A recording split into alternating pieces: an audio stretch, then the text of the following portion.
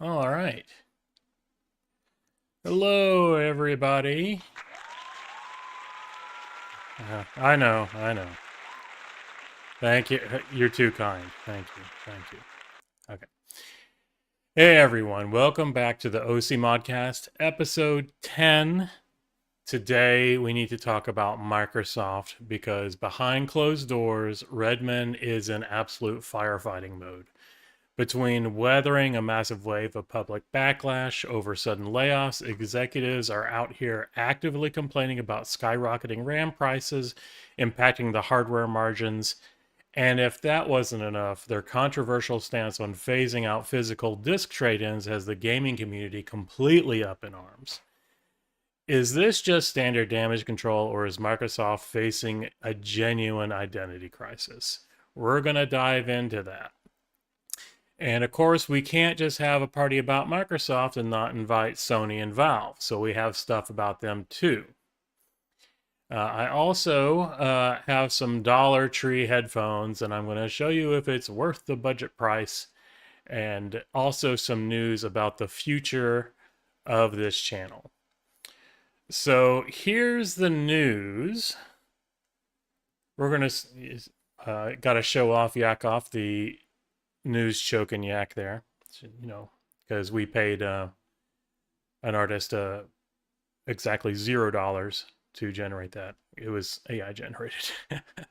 Anyway, so we're gonna talk about the stuff with Microsoft, and we're going to do the other news first, and then segue to Microsoft at last because there's going to be a segue into the main topic.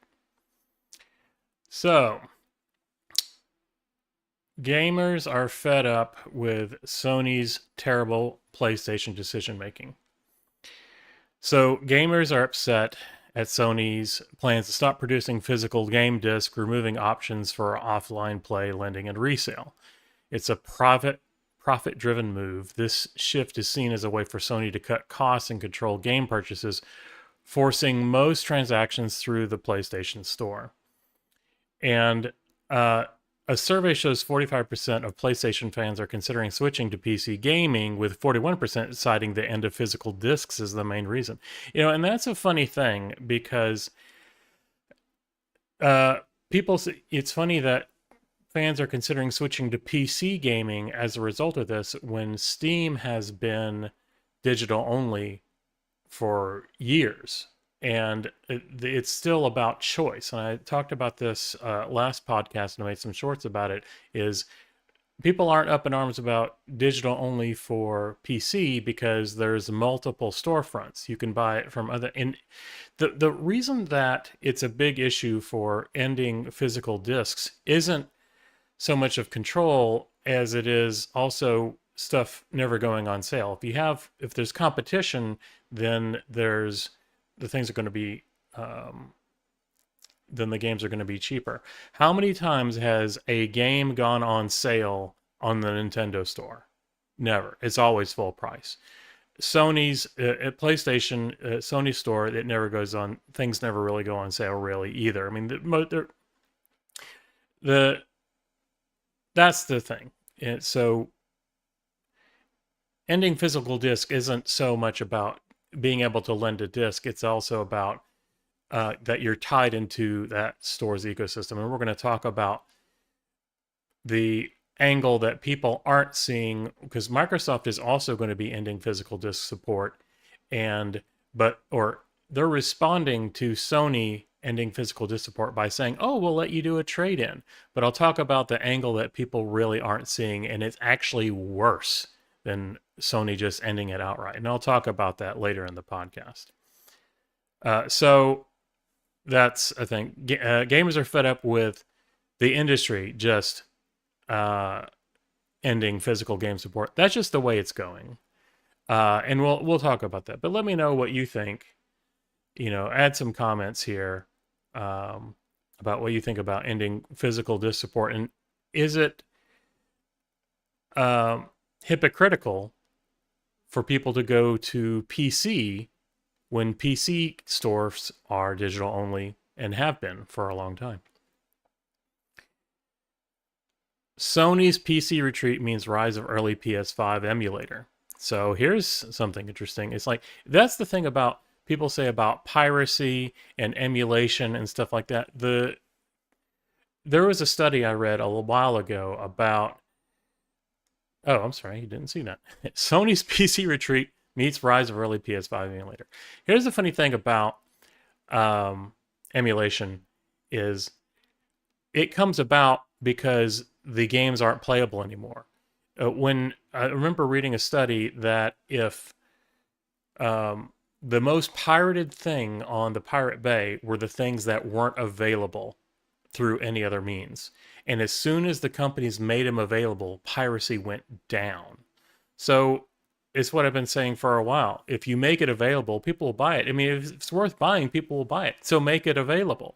So with so interest in a PlayStation 5 emulator is now at peak interest because of all the news that Sony's been doing. Future PS5 single-player titles will remain console exclusive with only multiplayer live service game launching on the PC. So soon, Sony is taking away, because of they want to hoard their cookie jar. They're making their games that are on the PS5 that are also on PC. They're going to make them exclusives. They're not going to be put. They've already said that they're not going to be putting out PC ports of new Sony games. So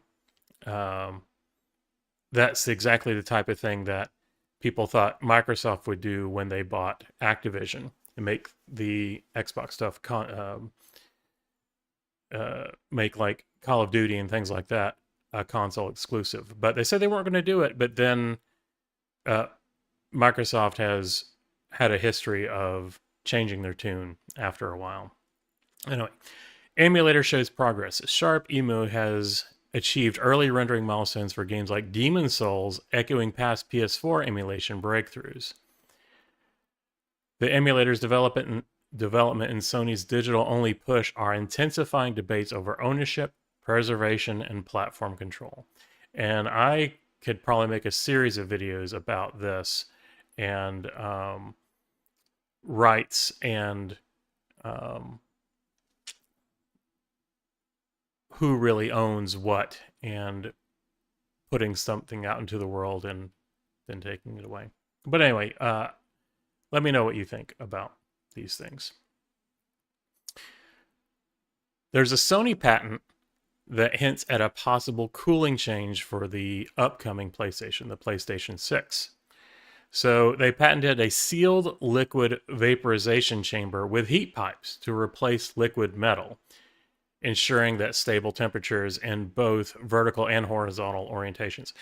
You may have heard about that there were issues with the PlayStation 5 where when people were making the PlayStation 5 horizontal, that liquid metal would, which is conductive, would leak out from underneath the heatsink and get onto the motherboard and would short it out. I don't know if there was any truth to that or if that's just an urban legend, but still, Sony has patented a different cooling system. The PlayStation 6 may launch in 2028, likely priced between $800 and $1,000, and I'm not sure if once the AI bubble bursts, if prices are going to go down or not, but I think that even if they don't, I think console manufacturers are kind of done with the whole subsidizing their hardware, especially if one of the things that Microsoft has said has been that the new Xbox is going to be like a PC hybrid so that you can run any store on it. And if that's the case, then people would buy the hardware and they could do anything with it. And so why would Microsoft lose money for them to for people to buy hardware and then use it for something other than playing games? So I think the consoles are now going to be close to $1,000 from now on, even if RAM prices go down. That's just my opinion on that. So that's interesting. Sony has a patent for a new cooling system for the PS6.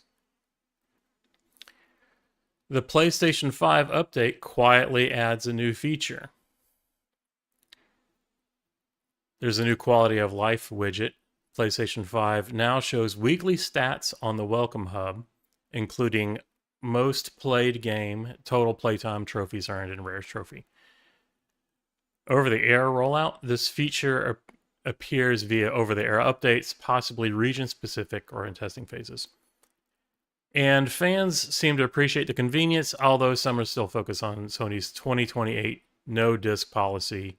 It's damage control. That's the theme for this whole podcast today, is just damage control. Microsoft and Sony's front. I mean, it's an unfortunate thing about the whole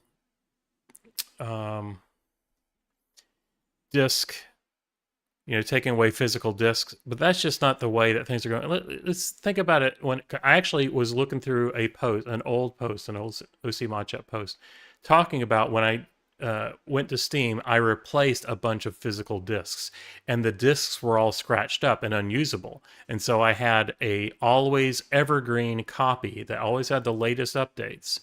So people are saying it's like, oh, physical discs, blah, blah, blah. But physical discs will die and get scratched up and stuff like that. So it sucks that if we could get companies if we could trust that they won't be taking things away from us, then that would be an easier pill to swallow. But saying, it's like we're going to take away physical disc support. Because here's the thing, is like people are talking about the prices of the consoles, and if they're adding in a disk drive, an optical disk drive, to adds to the cost that no one's going to use, why do that? I mean, so it's a hard business decision, and people are focusing on the wrong thing. I think it's just how the way the industry's going.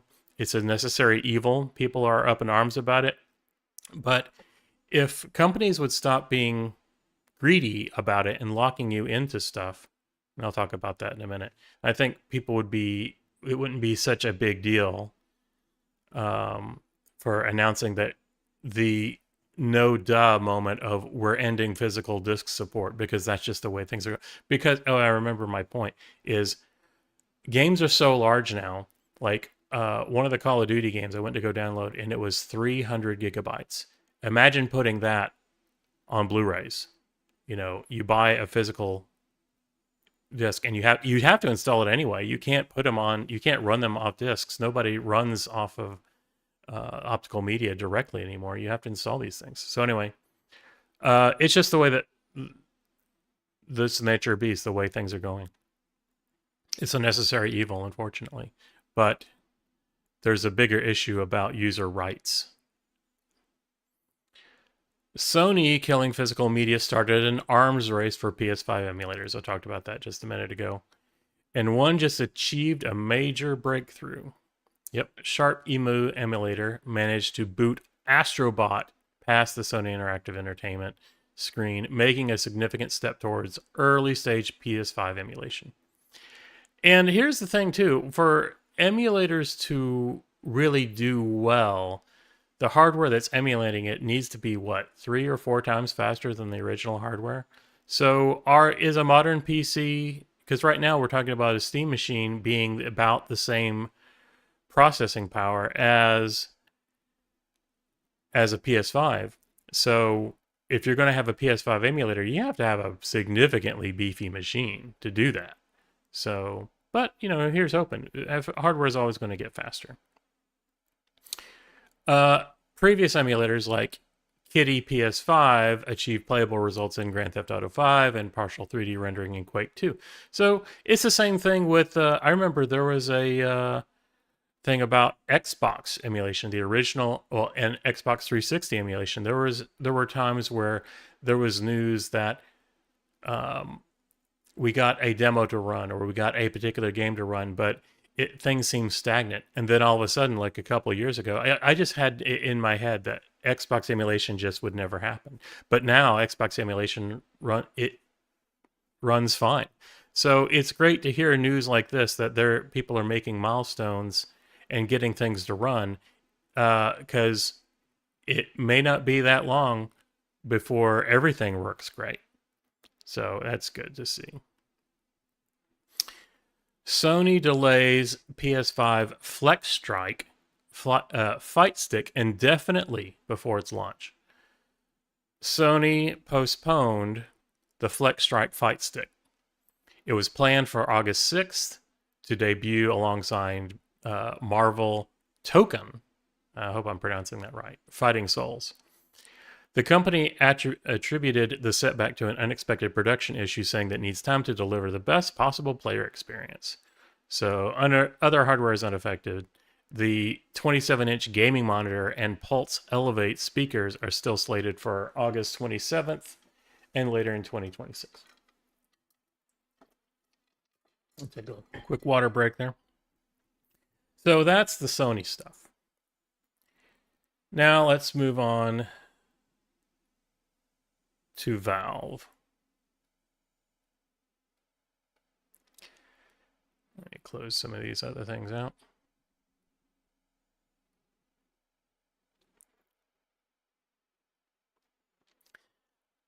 Valve adds Steam Machine ratings as it fixes a warning bug.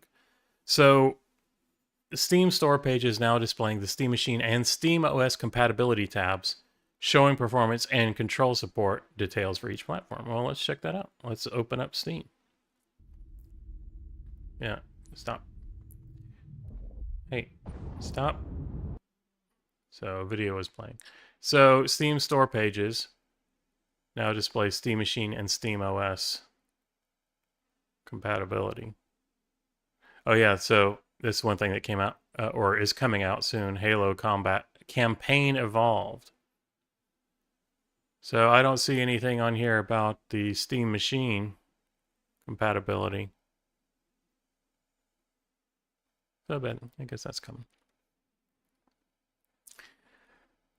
And there was, you may have heard about last week or the week before that a BIOS bug was causing a red light overheating warnings to trigger early in the Steam machines, despite the CPU and GPUs being normal. And Valve plans an update to fix it. So the changes give players a clear expectation of game performance and reduce confusion over hardware warning indicators. So good. All right. Valve's on top of it. Steam Deck users get new tips to boost slow downloads. There's a 5-step speed boost. There's a guide to remove bandwidth caps and turning off Wi-Fi power saving and optimizing network settings. Yeah, I've seen a few little plugins and some little tweaks that you can do with the Steam Deck to increase bandwidth. And I'll probably put a video about that too. Of course, using a wired connection, installing the latest SteamOS can make for more stable and faster game downloads. So that's good. Steam update, the Steam Deck update. Yep.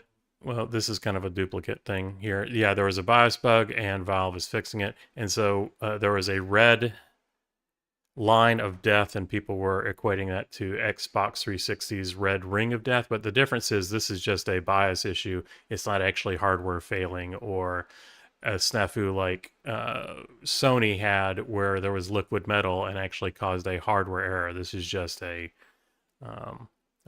BIOS issue that can be easily fixed with an update. Steam and major publishers roll out mid-July Game Wave. So there's a whole bunch of new games that are out on Steam. And Halo Campaign Evolved is one of those that is coming out.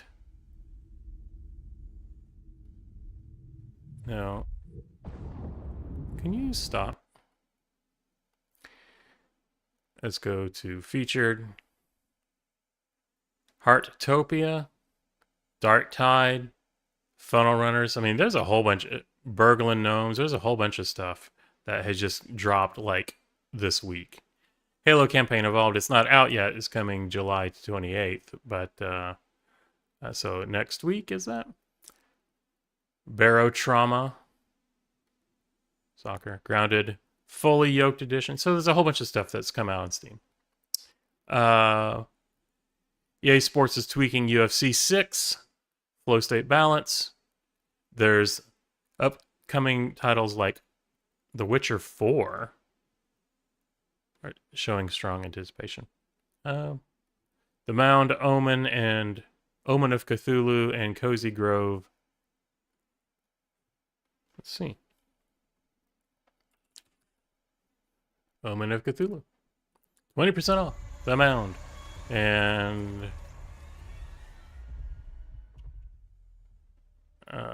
stop. And I am going to check that out. I'll play that later.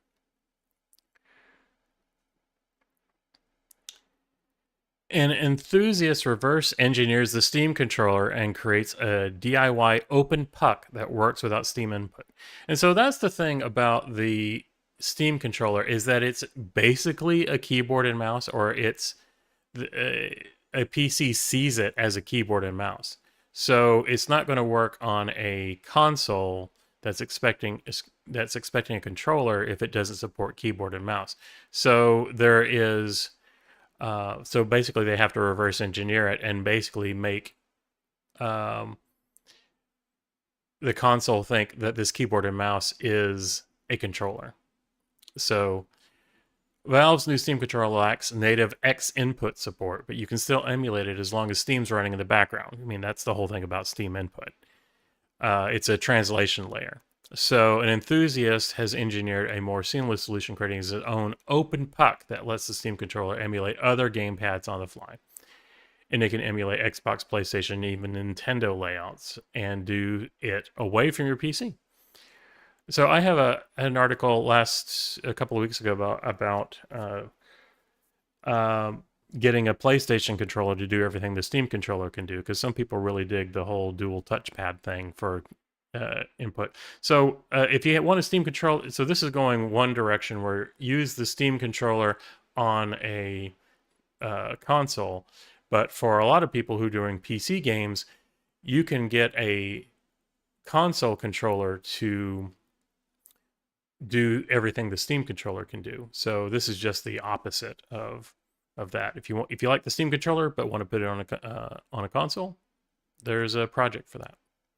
Yep, and this is the same thing. OpenPuck firmware lets Steam controller work across consoles. So fun. Let's see. Other tech news. Let's open this up.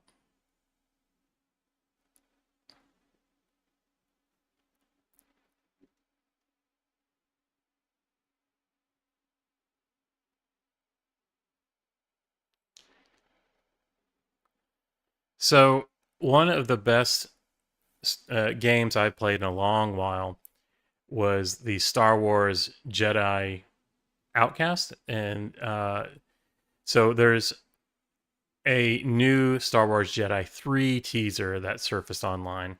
Respawn Entertainment is hiring narrative designer for the sequel to Star Wars Jedi Survivor, and confirming that the next Cal Kestis adventure is actively in progress. And I love the character. I love the story that they did. And I think people were even talking about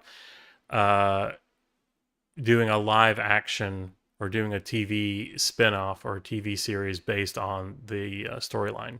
And it's just a really good game, a good story. Trilogy conclusion. The game will wrap up the story with Cal Kestis following his journey from Bracca to the events in Jedi Survivor, giving fans the ending the series deserves. So it's expected to be late 2027 to early 2028. Good. It's a great game. So because of the Jedi games, I thought that Star Wars Outlaw, if that is that what it's called, would have been good, and it was horrible. I paid the full price for the game the day that it launched, and I was sorely disappointed. I don't even think I played more than a couple hours into it. So not everything is gold. But anyway, fans will look forward to that. There is an MSI Afterburner update that adds a heat map to show your GPU's boosting behavior. So here's a screenshot of that. So I do like MSI Afterburner. I do have an MSI motherboard. I have an MSI laptop. And I'm not a super mega fan of Afterburner, how big it is. But it's handy. And so Afterburner's solo developer is working on a new update that provides a heat map of the most used voltage and frequency points of the GPU. So, hooray. I tuned my GPU on Linux with an app that does what Windows won't. Let's see what this is about. A comprehensive Linux GUI app for overclocking and undervolting GPUs supporting AMD, NVIDIA, and Intel. That's interesting because when me and my son game on Linux, and he's a lot more into it than I am, but your mileage varies if you're using NVIDIA GPUs. Their GPU support just isn't that great, and it's a lot better on AMD, but don't get me started on AMD's drivers because there's been some snafus lately, but I've been running on Windows. But anyway, there's some comprehensive GUI app for overclocking and undervolting your GPU. So great, let's get more people running games on Linux. So you install it via your distributions package manager, like sudo pacman lact. So that's the thing. This is called lact. So you can probably use sudo pack. You can use pacman and probably apt get and enable the service. People who are familiar with Linux, this should be no big. This should be familiar to them. Systemctl enable now. LACTD service. And the D usually means daemon or daemon. And that's basically a terminate and stay resident thing, a service that runs in the background. So that's what daemons usually are. And whenever you see a D at the end of something, a service that's terminate and stay resident, it's a daemon service. So go try that out. If you're on Linux and you want to try to overclock your GPU, install LACT. Lenovo's SSD swap raises performance and transparency concerns. Notebook Check found a Lenovo ThinkBook that's using a YMTC SSD. And I think this is a Chinese manufacturer, and that's why this is a big deal. YMTC drive speeds were adequate for office tasks, but lagged behind competitors in 4K random reads. So Lenovo lists only generic SSD specs online. So when you buy a product, you don't know what type of drive you're going to get. And that's normal. Whenever you buy a laptop, you don't know exactly. Like if you are a Samsung drive fan, you're not going to be guaranteed that you're going to get a Samsung SSD. But, it's interesting that you might get some no-name or really super budget SSD in your laptop. So buyer beware. Open it up, take a look.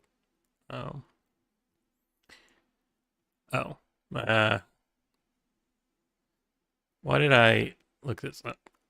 I flagged this because there are different handhelds. So I'm going to start reviewing some handhelds. And so here are some handhelds. There's some cheap handhelds that you can get for retro gaming. And yeah, I flagged this because I'm going to start looking at that. And I'm going to have an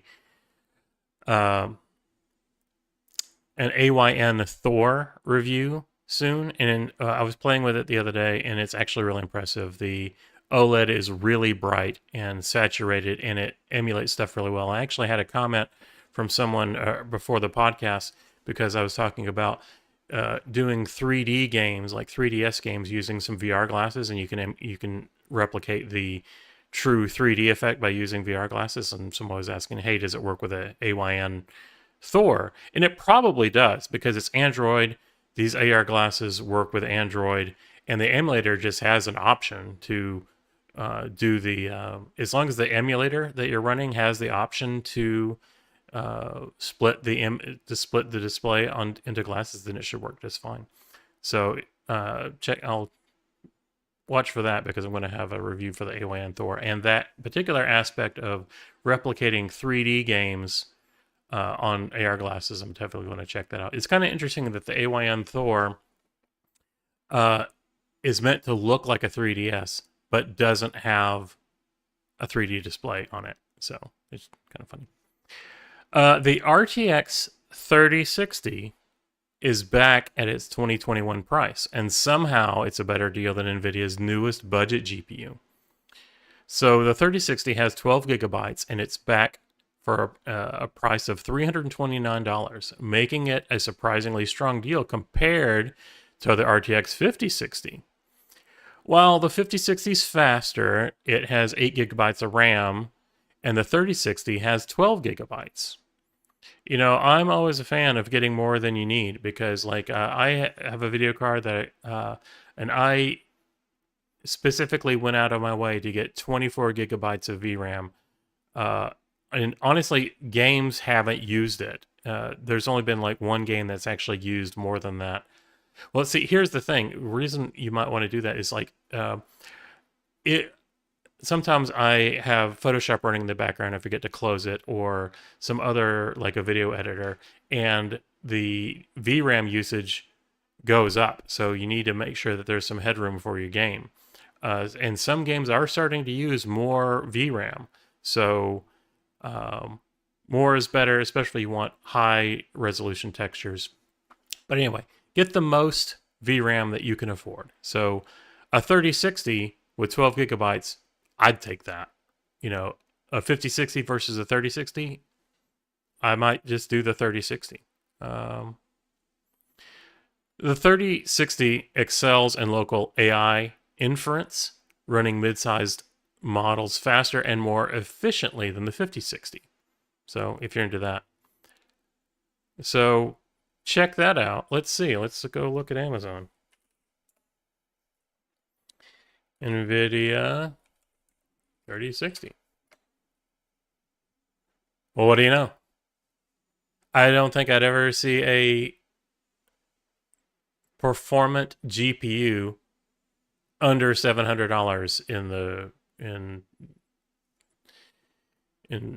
recent times. So, all right, go check that out. 3060 might be a. So let's look at what the 5060.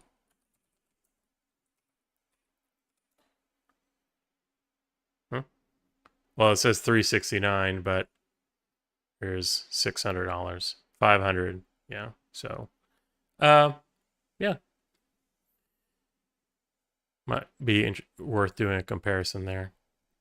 ASUS confirms a standalone OLED ROG Xbox Ally X20 release.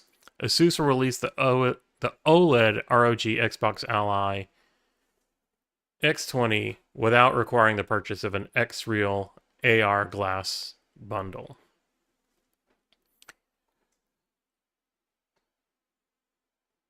So the X20 features a 7.4-inch OLED display, TMR joysticks, a transforming D-pad, and an AMD Ryzen AI Zen 2 Extreme processor. No launch date or price is set, but the handheld is expected to cost more than $1,000. All right. Now let's get to the Microsoft stuff, the main topic of what this podcast is about.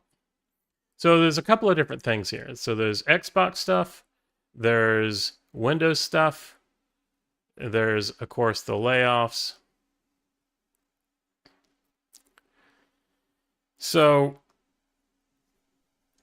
let me take a little drink here. Water. So one of the thing about, there was a couple of things that happened with the layoffs, or the restructure, I should say, is that there were, when Microsoft acquired a bunch of these game companies, there was a lot of layers, so a lot of levels, so a lot of infrastructure, and basically they squashed them down. But in order to release some capital, or or to get some money back and to restructure, some of their game companies they made independent again. Either they bought buyers or they let them be independent again or whatever. So Compulsion Games, 1 week after going independent in the Xbox bloodbath, Compulsion Games is looking for work. So, Compulsion Games, the creators of South of Midnight, boast accolades. So they won a lot of awards for South of Midnight. And they're looking for partnerships across the games and entertainment industry. And despite critical success where sales are okay, the studio now faces the realities of an increasingly constrained game industry after leaving Xbox ownership. Just a week after South of Midnight developer Compulsion Games returned to independence, the studio is looking for work, according to LinkedIn. They said that they're expanding opportunities to collaborate with studios across the games and entertainment industry. We invite partners to leverage the talent and creativity of an award-winning team behind South of Midnight. It's a disheartening message. So they became independent, and they're looking for help in making some games. Bethesda's HR reportedly made staff take down a memorial for laid off workers. So I haven't checked out on this. Hold on a second. I'm gonna go get something.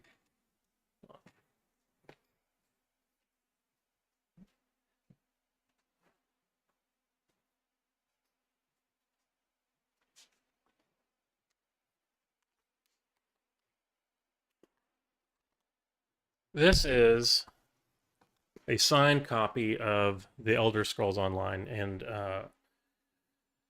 my brother, who worked at Bethesda, got a lot of the people to sign this for me for my birthday one year, and I really appreciate that. One of my most treasured possessions, and I bet most of these people aren't in Bethesda anymore. They've been laid off. So it's a little bit of a personal thing for me. And a lot of people, when people are let go, these are people's friends, comrades. I mean, you live and work. If you're in the gaming industry, you work around people that you like, and it kind of becomes your family. And when they're let go unceremoniously, there's some grieving to be had.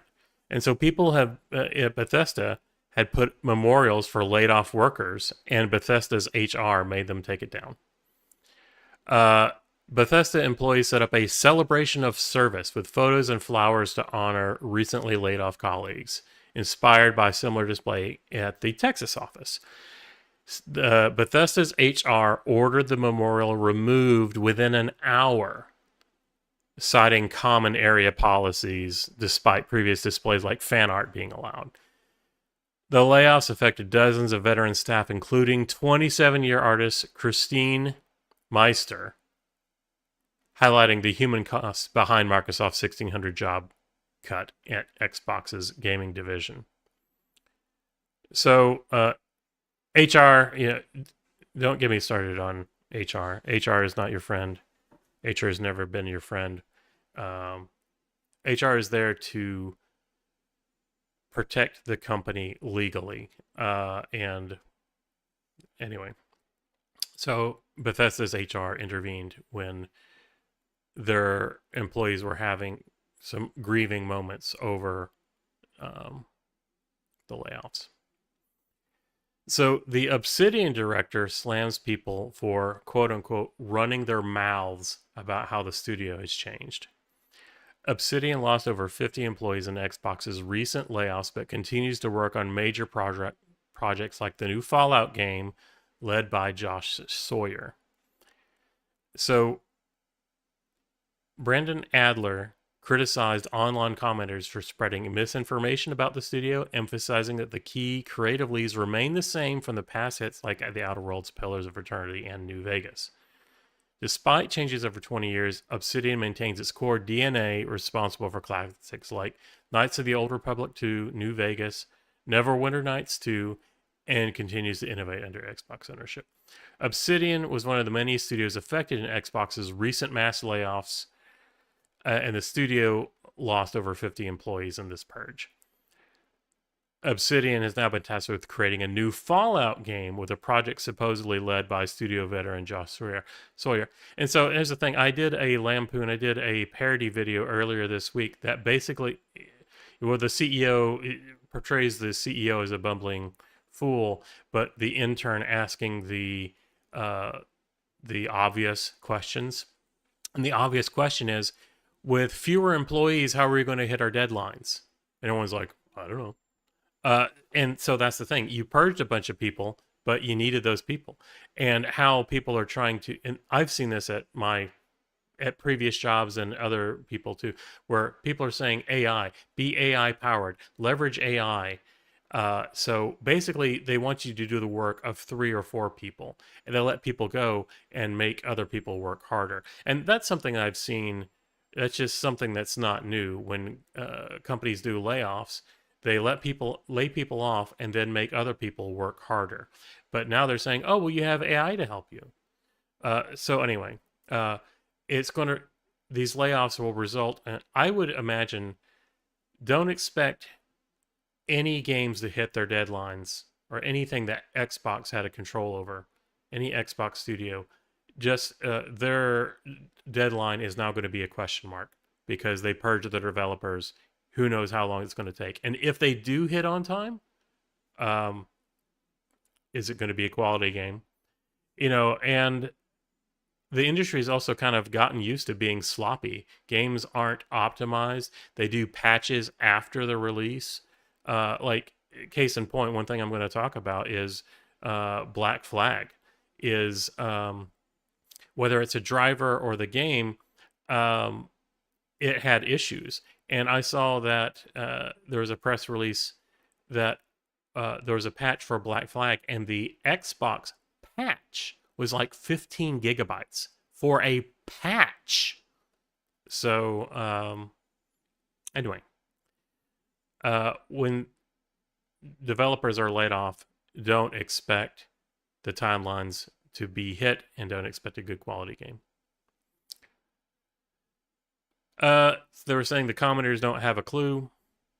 Just like me, I'm not at the table. I've been criticizing Microsoft and others in the gaming industry. I try to balance stuff, but there's,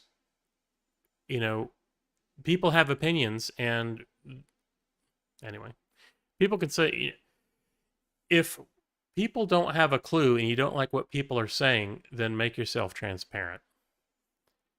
If you don't like what people are saying, be transparent about it. And you can't change people's minds on stuff, but you can open their eyes. You can reveal more information to them. So if you want to change their opinion, make information available. That's how you change people's opinion. And so that's all I got to say about that. So, but going online and being public to say people should shut up isn't going to win you any public relations issues. So with the layoffs, an id Software producer says you're never going to get another World of Warcraft or Morrowind. Because of the mass layoffs, Microsoft, like 1,500 employees have been cut already, and the rest are going to be laid off throughout the year, as I understand it. So affecting studios like id Software. And due to some of the inside information that I had, a lot of id was gone on like Monday, last Monday or the Monday before. So half of the team, half of id was gone as of 2 weeks ago. Producer Andrew Willis criticizes executive leadership for prioritizing short-term profits over sustainable growth, claiming this prevents the creation of long-lasting franchises. That's the thing, is whenever you lay things off, I don't understand business. I'm not a big business guy, but layoffs are seen as favorable to shareholders. And it does cut costs. And that's one of the things I did in my parody video is the CEO was just saying, up is good. And he just shows a graph that shows up with no context. It's just an arrow going up. And that's what layoffs mean for shareholders. Up. That's what that means.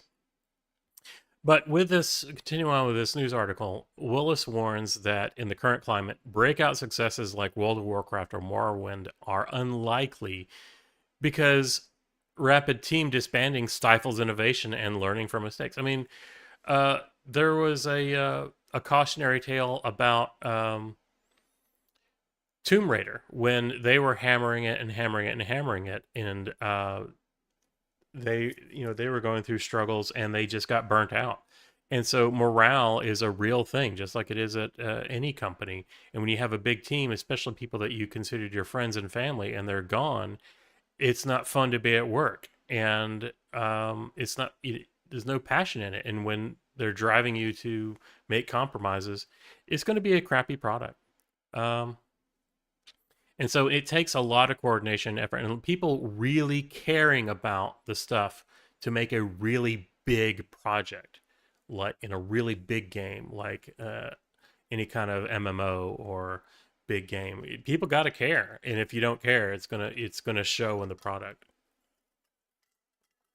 Executives are cutting staff because so they want to deliver faster, but it's going to be crap. It's not going to be what you think. It's going to be, and so I think there could be another video game crash like there was in the 80s, because like in the 80s the game crash happened because there was an oversaturation of crappy games. And I think there's more video games now than there ever have been. But crappy games, I mean, that's what's going to kill the industry.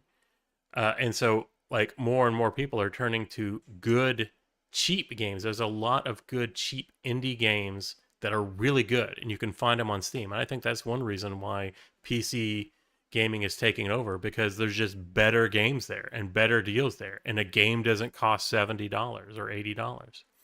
Um, I hope you guys appreciate my commentary as I'm reading this stuff.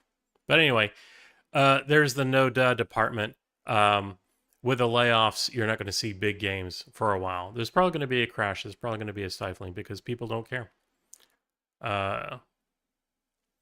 So that's the stuff with the Xbox layoffs. So now let's go into other Microsoft stuff. How long do Xbox consoles typically last? The Xbox Series S and X usually last about 6 to 10 years. I've realized it's been like an hour so far. I'm really speaking long in the tooth. Xbox Series lasts 6 to 10 years. A One S lasts about 7 to 10, and the Xbox 360 consoles can survive decades with proper maintenance. So that's good to know. In terms of video game preservation, that's good to know, because that's one of the things about making physical discs. That's one aspect of the physical disc argument, is video game preservation. So like I still have an Xbox 360 because I like to play Rock Band and Guitar Hero on them, and they are not compatible on the on the newer consoles. So for video game preservation, I'm glad that the Xbox 360 will be around for a long time. Halo campaign Evolved has officially gone gold, says Xbox. So, like I showed you, it's coming out on Steam. There's already a page on Steam for that. A Brazilian Xbox player wins a lawsuit against Microsoft over a deleted digital games library. So, okay, here's the story. I was reading about this earlier, and a player won a lawsuit forcing the company to restore his original Xbox digital game library and pay $400 in damages after his account was hacked and suspended. So what happened is, let me see if I remember. His account was hacked, and I think his OneDrive got messed up. And basically, Microsoft's answer was, you have to create a new account and rebuy your games. But Brazil has different consumer rights laws, and so he went to court, and Microsoft showed up with like 12 lawyers, and basically they lost. So it's like, so they spent 400, so they lost $400. They had to do, it's like, but I'm sure they had to pay court costs, and Microsoft had to pay all those lawyers all this time to defend the thing. So Microsoft must have spent tens of thousands, if not maybe even 100,000 or more, defending this thing. Just give the guys, you know, I don't understand it, because I've seen companies do some really stupid things over pride. They'll spend money, lots and lots and lots of money on lawyers, and lawyers are happy to bill the hours just because, they're not going to be told what to do. They're not going to bend their will. So anyway, Microsoft had 12 lawyers to defend this thing over $400 worth of, just because they didn't want to help one of their customers out. A Brazilian Xbox gamer wins digital library lawsuit after someone hacked it. The court ruled the gamer's favor under Brazil's strict consumer laws, ordering Microsoft to fully blah, blah, blah. As a result of being blocked, not only he lost his Xbox game, but lost all of his OneDrive files. Yep. Enraged that Microsoft took away his game library and insisted he buy them again, he sued Microsoft in a digital library lawsuit. The court case was dragged on until 2026, and then he actually won. The Brazilian court ruled in favor under Brazil's strict consumer laws. So anyway, he won. Good.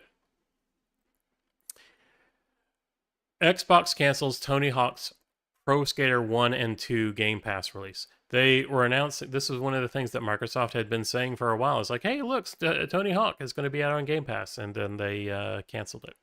So the whole value proposition for Game Pass is dwindling.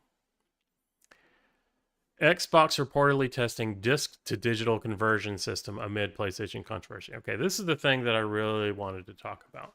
The angle that people aren't considering. So yes, there's video game preservation and all that sort of thing, but the story about disc to digital for Xbox is, so how that works is you put in a disc, and sometimes it can be kind of a pain when you put in a disc, have to find the disc, put it in. But as I was saying earlier, it can get scratched and get damaged. There's disc rot. So seems like a value add service to, it's like, oh, we'll let you buy convert your disc into a digital copy without having to rebuy the game. Okay, that sounds great, especially given the climate, especially Microsoft thumbing their nose at Sony, saying, oh, you're going to end physical disc support? Well, look how great we are. We're going to allow you to take a physical disc and turn it into a digital copy. But what they do, this is the thing they don't tell you, is that disc becomes useless because that disc has a unique identifier on it. So if you convert it to digital and then give that disc to someone else, that disc, that physical disc, is tied to your account. Only your account can play that game from that disc. And that's what they're not telling you. This digital only works on Xbox One and Series S and X and above. It doesn't work on original Xbox games and Xbox 360 games. And that's probably because there's probably not a way to uniquely identify those discs. So it's not that Microsoft is being nice, it's that they can't find a way to screw you. And that's why they're saying Xbox One and Xbox 360. It doesn't apply to those. But the whole disc to digital conversion, your disc becomes useless. It's not like you can take that disc and then sell it to GameStop or give it to your friend. It's tied to your account forever. The disc is useless once you convert to digital. And that's what they're not telling you. So it's not mentioned in this press release, but I would imagine that in the future, because right now it seems optional, disc to digital. But I would think that in the future, when you put in a disc, they're going to make you get a digital, convert it to digital. So they're going to lock you into an ecosystem. That's the thing. It's great. It seems like a good value add. Digital games do have their advantages. But when they lock you into the ecosystem so that you can only buy uh, uh, from the store of stuff that never goes on sale, that's one thing. And another thing is, how long is that going to be available for? It's not going to be forever.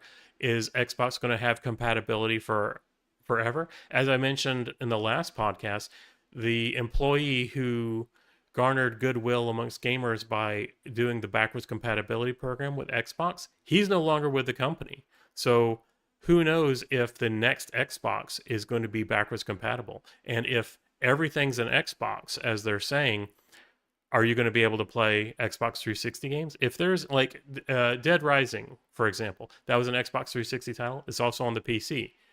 Can you play it on PC if it's in your account? And will that be ripped away? There can be some fun indie games that you can't play anymore. Maybe 20 years from now. Like I looked on Steam. It's like there is a game, Unreal, the original Unreal. You can't get it on Steam anymore. If you bought it, you can still play it, but it's not available in the store due to licensing or whatever. So those are things that really happen. They can rip things away from you. And this is something that happened with Sony a couple of weeks ago with This Was on Movies, but they rip away games all the time. And that's the thing about converting to digital. You're locked into an ecosystem. And I'm just going to, because I'm running a little long, I'm just going to skip the Windows stuff. But there's, just know that Microsoft's going all in on AI. And the next version of Windows, people are saying, is going to be a Copilot OS, and it's going to run on Edge. And so it's basically Microsoft's version of Chrome OS, where the entire operating system is basically a browser, and it's running on Microsoft Edge, which is everyone's favorite browser to download Chrome from. So, but because Microsoft is how this ties into the gaming industry. And this is another thing that they're not talking about. Microsoft is, they raised the price of the Xbox twice or three times, and citing memory shortages. But the thing that they don't tell you is the RAM shortages was caused by Microsoft themselves because of their AI stuff and Copilot. Microsoft is the one building the most AI data centers. They're the ones causing the RAM shortages, and then they're complaining that the Xbox price has increased. So it's like an arsonist setting your house on fire and then complaining about the heat. Microsoft created this issue, and now they're saying, oh well, it's RAM prices, and if nobody's buying consoles because of RAM prices, gamers are just having a hard time no matter what, if it's an Xbox or PC or PlayStation or whatever, because of RAM. And it's caused by the need for these AI data centers. So they created this issue. And so because if people aren't buying games, that's one. There were a lot of reasons for the Microsoft layoffs. But there's lots of facets to it. But one facet is hardware is too expensive, and if you have to lay people off from an issue that you created, so that's what else is there to talk about? Okay, this is what I wanted to talk about here. The OC Mod Shop website is back. It was a long time coming. Let me get my teleprompter here. So, hold on a second.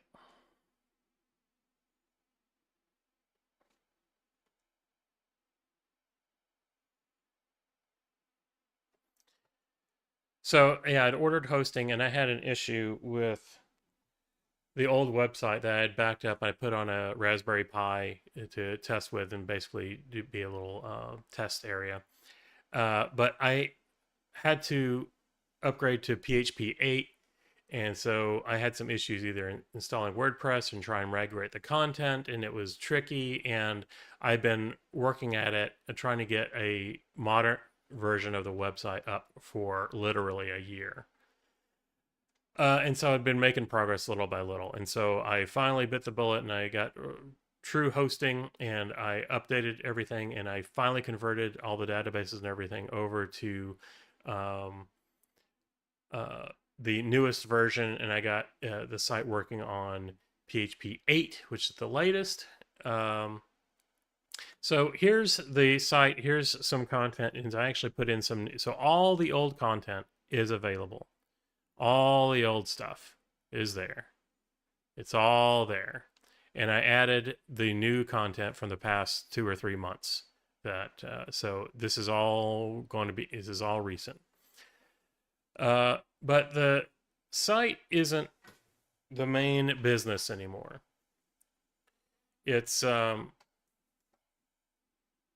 it's YouTube and what I'm doing here with the podcast. It's kind of funny. I was going through old stuff, and it's like I had the dream to do a podcast 15 years ago, literally. And so here I am finally doing it. So I'm going to try and get more content up before the full launch. There's a lot of features that I need to get. So there's some neat little things, like there's this little Ajax search and stuff like that. And so this isn't the final site. This is going to be a new front page, but the whole point is that the site is working, and I have some plans for the site. So since the website isn't the main business anymore, there's not going to be a focus on ads like there was before. And I have plans for this new site. It's going to be a way to access some computer courses and some other educational content. There's a lot of new tweaks that I need to do to this, but it's basically going to be a portal for some more offerings for you. It's I'm going to have some stuff that I'm not going to be putting on YouTube on here. There's going to be some articles. Some things just work better in print media, and especially reference guides and things you got to look at and sequence stuff. And so, like, if you're trying to do a tutorial on how to do something, it's like having to stop. What did he do on that YouTube video? But if you can read it, there's going to be some content for subscribers that you can only get from the website instead of YouTube. All my social media links are up in here. So the Discord server, Twitch, everything. So go to the website and you can get to the Discord. If you actually want to talk to me live, if you need help with, I am more than willing. That's one of the things I'm going to be offering is consultation for not only helping you with your technical problems, but also helping you training on getting technical stuff to help you get a job. If you want training to get a job or get up in a field, I'm going to be offering some consulting services. If you want to talk with me live, hop on the Discord, book a call with me. And so these are some of the things that I'm going to be offering with the website. Oh, well, I had closed VirtualBox, but I was going to show off that I was using VirtualBox to stage this. I did this a couple of days ago, installed Ubuntu 26 on it. And initially I had a hard time because I thought that VirtualBox was unstable because it wouldn't boot every time. And there was one time it actually took 30 minutes to boot. And I was just having a hard time, and I was just doing some research. And people are saying, oh, VirtualBox, if you use more than 2 CPUs, it's unstable. Well, I had to go down to, as soon as I went down to 1 CPU, it was completely stable. So just a little tidbit from me to you. If you're running VirtualBox, put 1 CPU. And then it worked great. So I'm using that as a staging area to test some new features out before I push it live.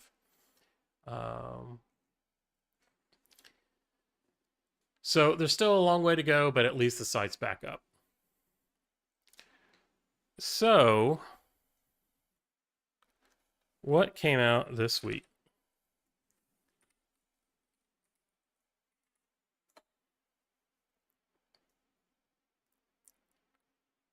You guys don't need to see that. So there's the Xbox Layoffs parody. It's, I think this is one of the highest effort videos I did. I actually played with some of the advanced features of my video editing software to remove background. I didn't have a green screen. I used some of the AI tools to remove it and add in Microsoft Offices. And like I said, I used to work at Microsoft, and is now 20 something years ago. But this was an AI recreation, and those look kind of similar to the Microsoft Offices. Very similar. There's as promised last week, I did the Steam leveling trick. And here's the video that shows you how to do it. And as I would say, oh, I accidentally opened up Photoshop instead of Steam. But as I told everybody, I was at level 21 and I went to level 41. Well, in the making of that video, I went from 41 to 61. So here I am, level 61 right now. So case in point, I went up 40 levels in less than a week. And that video shows you how to do it too. There was the 26. So that I have an AMD, a Radeon video card, a 7900 XTX. So it's got 24 gigs of VRAM. It's the flagship RDNA 3 video card. And 26.6.2 would crash. And then in short order, they came out with 26.6.4. And I have another video, and it's actually on OC Mod Shop. Yep, crash right here. So this is one of the things that is on one of the that you can see from the OC Mod Shop website that isn't on the main YouTube channel about Assassin's Creed Black Flag completely crashing, and there's a demo of that. But there was a patch for Black Flag, so either FSR didn't work from the game, or it's the driver, or a combination of both. But anyway, Black Flag didn't work. I mean, it immediately hard crashed as soon as I enabled FSR 4. And there was no way to get back into the game to turn it off. There was probably some way to reset the game or whatever, but I didn't want to have to deal with that. It crashed, and so there's an issue with that. So either I'm going to try, now that there's been a patch, I'm going to try it with the 26.6.4 drivers and see if that works. But whether it's the game or the driver, it crashed. FSR 4 isn't fully mature yet.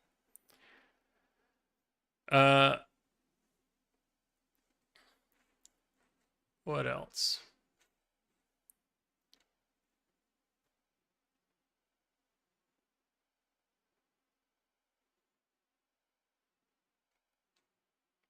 So articles next week.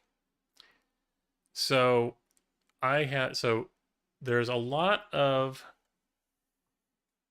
buzz about the Steam Frame, and people are thinking that the Steam Frame is going to be coming out soon. And I have an article coming out next week about why the Steam Frame is going to clobber Meta. And I also, in doing the video about leveling Steam up in your Steam level, I ran into an error where Steam crashed. I had some Steam errors, and so took the opportunity to do an article on how to fix Steam errors on the Steam client. Also, there's a video coming out on how to transform standard video to smooth high frame rate in real time. And I'll show you how to do that. Previously, you had to use tools like SVP, Smooth Video Project, but I have a video on how to transform your video, movies and TV that you're watching on your computer, to smooth frame rate, like 60 frames a second or more in real time with no effort, no extra software to download, no extra processing on your machine. It's all done in the GPU. And as I mentioned, there's going to be some print articles and videos just for subscribers. And I'll have an opt-in page on the main website soon. It just kind of dawned on me. I mean, I got this up today. And it had been away for 11 years. And I'd mentioned this before while I was back. It's like I had my sick daughter and family stuff, and the stuff was going on. I just had to take a break, and the hiatus was longer than I wanted it to. But my heart's always been here, and this is what I want to do, and this makes me happy, and I'm happy to help you guys out. And I'm just stoked that I got this up.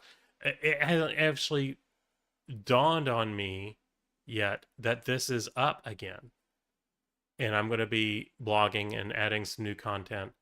And yeah. So normally it's time for, so now it's time for retroware.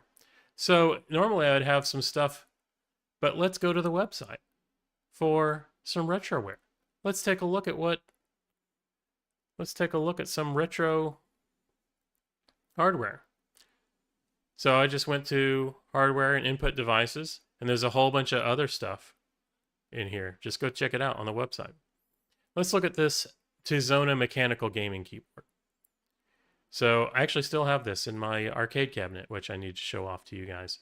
So this was a mechanical keyboard with brown switches. Oh, blue switches. These were blue. Can I click on this? Does this work? All right. It works. I hadn't completely tested this out. So the thing about this is it had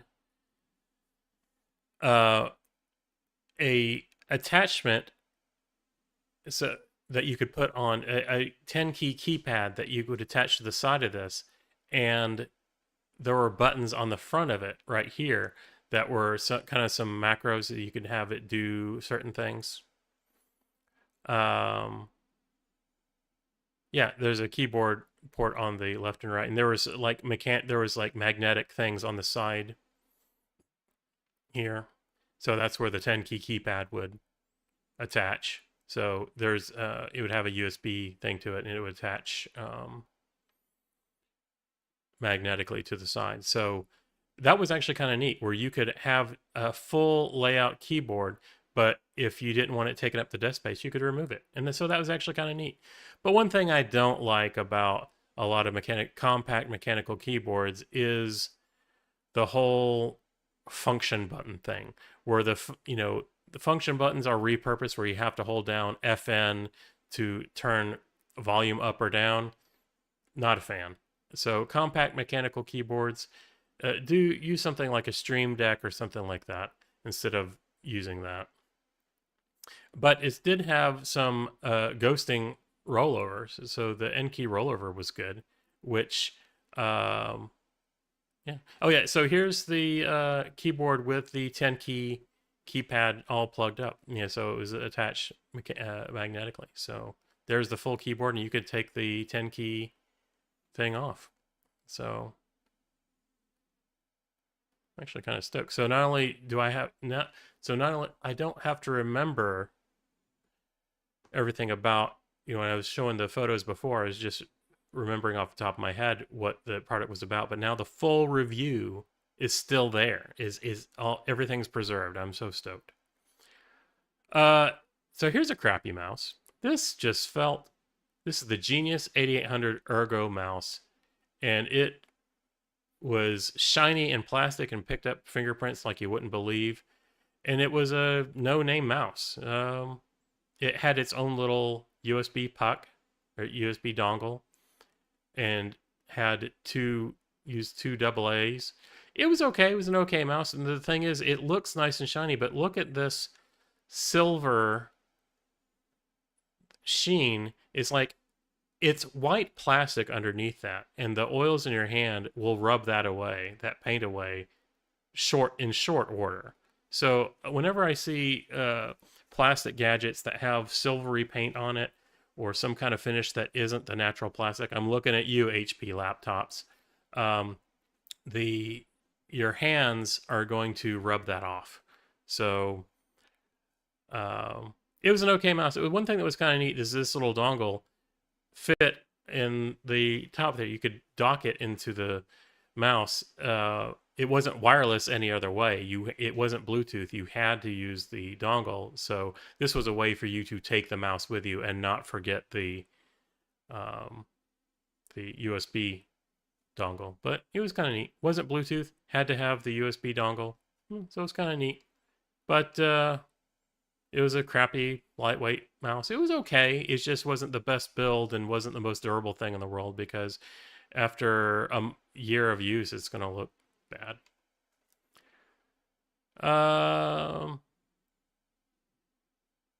What else? Wow.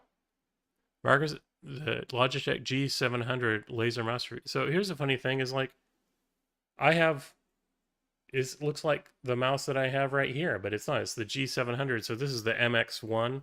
But I actually like this mouse. This is one mouse that I bought myself. And it's very similar functionality to this mouse. But you know, go check out if you're into retro hardware, it's all available to you now. All the OC Mod Shop stuff is there. Oh, well, look at that. On the report card, I gave this a perfect rating, which is hard to do. I think there was only a few products of the hundreds, if not thousands of not thousands, the hundreds of products that I reviewed, only a few got a perfect rating. So anyway, the OC Mod Shop site's back up. Go take a look at for all the retro hardware and all the weird stuff. Look for the new stuff next week. I'm going to have some new offerings for the website. Sign up. You'll have some new stuff that's not going to be available on YouTube.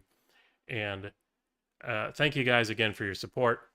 And we will see you next week for episode 11. And as always, I hope you're having fun.